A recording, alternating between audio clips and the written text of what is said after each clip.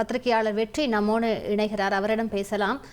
Sir வணக்கம். நீங்க இணைப்பில் இணைஞ்சதுக்கு. தற்போது அல்லு அர்ஜுன் வந்து கைது செய்யப்பட்டிருக்கிறார். உங்களுடைய பார்வைகளை பதிவு பண்ணுங்க சார். இல்லைங்க, இது வரவேற்க வேண்டிய ஒரு விஷயம் தாங்க. ஏன்னா ஒரு படத்துக்காக வந்து ஒரு பார்க்கணுங்கிறதுக்காக ஒரு ரசிகையோட உயிர் போகிறது அப்படிங்கிறது வந்து சாதாரண விஷயம் இல்லை. இப்ப அந்த இறந்து போனவங்களோட குழந்தைகள் வந்து இப்ப நிராதரவா நிக்க வேண்டிய சூழல் உருவாகுது. இது நடிகர்களுக்கும் வந்து சமூக பொறுப்பு வேணும் அப்படிங்கிறது இதன் மூலியமா வந்து கண்டிப்பா வெளிப்படும். ஏன்னா தமிழ் சினிமாவில் பாத்தீங்கன்னா கடந்த வருஷம் பொங்கல் டைம்ல வந்து துணிவு படம் வெளிவரும்போது அதிகாலை காட்சி நடந்தது. அப்போ வந்து ஒரு இளைஞர் வந்து லாரி மேல நின்று நடனமாடி தவறி விழுந்து இறந்து போனாரு. அதுல இருந்து தமிழகத்தை பொறுத்த வரைக்கும் இந்த மாதிரி அதிகாலை காட்சிகளுக்கு அப்புறம் காலை சிறப்பு காட்சிகள் எதுக்குமே வந்து இங்க அனுமதி கொடுக்கறது கிடையாது. ஆனா ஆந்திராவில் பாத்தீங்கன்னா இன்னைக்கு நேற்று இல்ல, கடந்த பல வருடங்களாவே எனக்கு தெரிஞ்ச ஏறக்குறைய 30 வருடங்களுக்கு மேலாவே வந்து அங்க சிறப்பு காட்சிகள்ங்கிறது அதிகாலை காட்சிகளா தான் நடந்துட்டு இருக்கும். இப்போ இந்த படத்துக்காக வந்து அவங்க பிரீமியர் காட்சி அப்படின்னு ஒண்ணு அறிமுகப்படுத்தி அதை முன்னாலே வந்து செய்யறாங்க. அந்த தியேட்டர்ல என்ன கெப்பாசிட்டி இருக்கணுமோ அந்த கெப்பாசிட்டிக்கு ஏற்றபடிதான் அவங்க வந்து ரசிகர்களை வந்து அழைச்சிருக்கணும். இதுக்கு வந்து அந்த நடிகர் சார்ந்தும் அந்த தியேட்டர் நிர்வாகம் சார்ந்தும் நிச்சயமா அவங்களுக்கு தான் பொறுப்பு இதுல அதிகம். ஏற்கனவே அந்த தியேட்டர் நிர்வாகத்தை உரிமையாளரும் மேனேஜரும் வந்து கைது பண்ணியிருந்தாங்க. இன்னைக்கு இது வந்து ஒரு நடிகர்களுக்கு வந்து தங்களுக்கு தேவையில்லாத விளம்பரப்படுத்துறது இதன் மூலமா வந்து நிறைய குறையும் நான் எதிர்பார்க்கிறேன். இன்னைக்கு இன்றைய காலகட்டத்துல பாத்தீங்கன்னா பல நடிகர்களும் அவங்கள ப்ரொமோட் பண்ணிக்கிட்டு தான் இருக்காங்க. இப்ப இந்த படத்துக்கே நீங்க உதாரணமா எடுத்துக்கிட்டீங்கன்னா டெய்லி பாத்தீங்கன்னா 100 கோடி வசூல், 200 கோடி வசூல், 1000 கோடி வசூல், இது வரைக்கும் இந்தியாவிலேயே வந்தது இல்லைங்கிறது ப்ரொமோஷன்ல மட்டுமே தான் இந்த படக்குழுவினர் வந்து தொடர்ந்து இருந்துட்டு இருந்தாங்க. இந்த பிரீமியர் காட்சிக்கு அப்புறமாவும் சில காட்சிகள்ல கூட இன்னொரு மரணம் நிகழ்ந்ததா கூட ஒரு தகவல் இருக்கு. ஆனா அது ஊடகங்கள்ல வந்து இது பெரிய லெவல்ல வந்து வெளியில வரல. இது வந்து நிச்சயமா இனிமேல் வந்து தெலுங்கானா அரசு வந்து நாங்க வந்து சிறப்பு காட்சிகளுக்கு அனுமதி இல்லைங்கிறது சொல்லிட்டாங்க. சினிமாங்கிறது ஒரு பொழுதுபோக்கு தான். அதுக்கு எந்த நேரத்துல பார்க்கணுமோ அந்த நேரம் மட்டும்தான் பார்க்கணும். இங்க மட்டும் இல்ல, மேற்கொண்டு மற்ற ஆந்திர மாநில அரசும் இது மாதிரி இந்த சிறப்பு காட்சிகள் பிரீமியர் காட்சிகள்லாம் ரத்து பண்ணணும் அப்படிங்கறது தான் என்னோட கோரிக்கை. நிச்சயமா நடிகர்களுக்கு இதுக்கு பொறுப்பு அதிகம். ஒரு சிலர் மட்டுமே, உதாரணத்துக்கு சொல்லணும்னா அஜித் மாதிரியான நடிகர்கள் மட்டும்தான், ஒரு சிலர் மட்டும்தான் ரொம்ப பொறுப்போட நடந்துட்டாங்க. ரசிகன் மன்றம் வச்சுக்கிறது கிடையாது. இத மாதிரியான அதிகாலை சிறப்பு காட்சிகள் இத மாதிரிலாம் வந்து பார்க்காதீங்கன்னு சொல்றது ஒரு சில நடிகர்கள் தான் வெளிப்படையா பேசுறாங்க, வெளிப்படையா அறிக்கை கொடுக்கறாங்க. ஆனா பலர் இத மாதிரி எல்லாம் செய்யறதே கிடையாது. நிச்சயமா இதன் மூலம் இனிமேல் வந்து தெலுங்கு சினிமாவுல இப்படி ஒரு நிகழ்வு வந்து நடக்கவே கூடாதுங்கிறது தான் எல்லாருடைய எண்ணமா இருக்கு.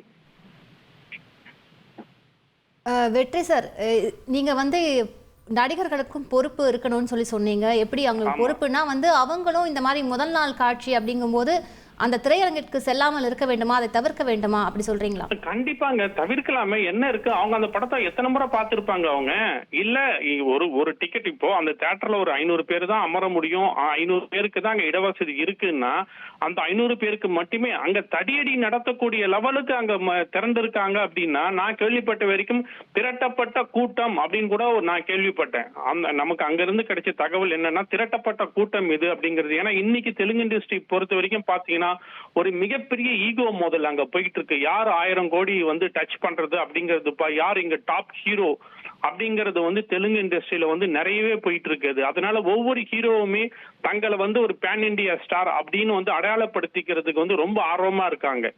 நீங்க பார்க்கும் போதே தெரியுது இல்ல, இது வரைக்கும் இந்திய சினிமா வரலாற்றிலேயே வந்து யாரும் செய்யாத வசூல்னு ஒவ்வொருத்தரும் இவங்க படத்துக்கு படம் போட்டுக்கிட்டே இருக்காங்க. ஏன் இன்னும் தமிழ் சினிமாவே கிண்டல் அடிக்கிறாங்க. சினிமாங்கிறதுக்கு வந்து வசூல் வேணும் தான், ஆனா வசூல்ங்கிறது ஒரு எல்லை கிடையாது, அதுக்கு ஒரு வரையறை கிடையாது.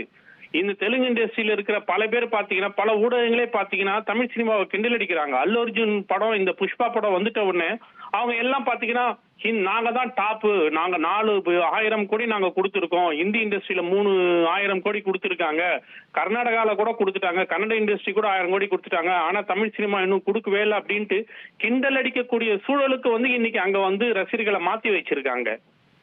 சார் நீங்க சொல்ற மாதிரி வந்து ஒரு பக்கம் நடிகர்களுக்கோ இல்ல தயாரிப்பாளர்களுக்கோ இல்ல திரையரங்கு உரிமையாளர்களுக்கோ அக்கறை இருக்க வேண்டும் சொல்வதோடு பொதுமக்கள் எந்த அளவுக்கு விழிப்புணர்வோடு இருக்கணும் சார்?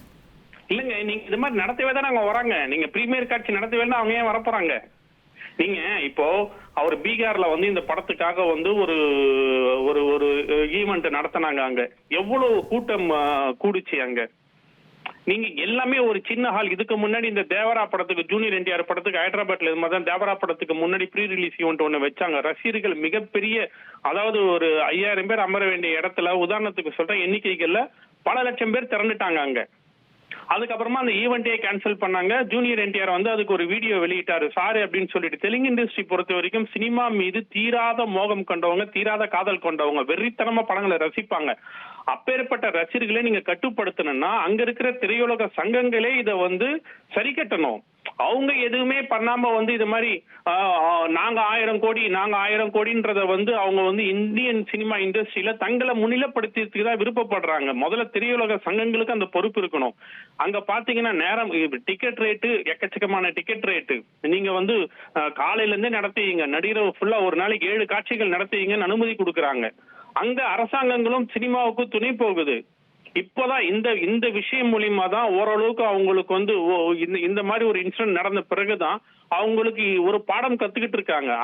அரசுக்கே இப்பதான் இந்த ஒரு இன்சிடென்ட், ஒரு உயிர் போன பிறகுதான் அரசுக்கே வந்து ஒரு பாடம் கத்துக்க வேண்டிய சூழல் உருவாகுது. அதுவும் பாத்தீங்கன்னா தெலுங்கானா கவர்மெண்ட் மட்டும்தான் அனௌன்ஸ் பண்ணாங்க, இன்னும் ஆந்திரா கவர்மெண்ட் அனௌன்ஸ் பண்ணவே இல்லை. தமிழ் சினிமாவை, தமிழகத்தை ஃபாலோ பண்ணி அவங்க இதை பண்ணணும். மீதி எல்லாம் நாங்க 1000 கோடின்றது பெருமை கிடையாது. ஒரு உயிருங்கிறது சாதாரண விஷயம். சின்ன பசங்க, அவங்களோட இறந்து போனவங்களோட பையன் ஹாஸ்பிட்டல் அவ்வளவு சீரியஸ் கண்டிஷன்ல ட்ரீட்மெண்ட்ல இருந்தா நீங்க என்ன 25 கோடி, நீங்க 25 கோடி கூட கொடுங்க, ஒரு உயிர் போனதுக்கு சரி வருமா? அதெல்லாம் நான் போய் ஆறுதல் சொல்ல போறேன், அந்த குடும்பத்துக்கு ஆறுதல் சொல்ல போறேன்னு வீடியோ வெளியிட்டார். ஆனா ஆறுதல் கூட சொல்லாம நேத்து போயிட்டு பேன் இண்டியா சக்சஸ் மீட் நேத்து வந்து நியூ டெல்லியில நடத்திட்டு வராங்க. ஏன் அந்த வீட்டுக்கு போயிட்டு ஒரு ஆறுதல் சொல்லிட்டு நடத்தலாம்ல? இனிமேலாவது அந்த தெலுங்கு ஹீரோக்கள் வந்து இதை ஒரு பெரிய பாடமா எடுத்துக்கிட்டு அவங்க எல்லாருமே இதை ஃபாலோ பண்ணணும். செய்திகளை உடனுக்குடன் தெரிந்து கொள்ள உடனே சப்ஸ்கிரைப் பண்ணுங்க.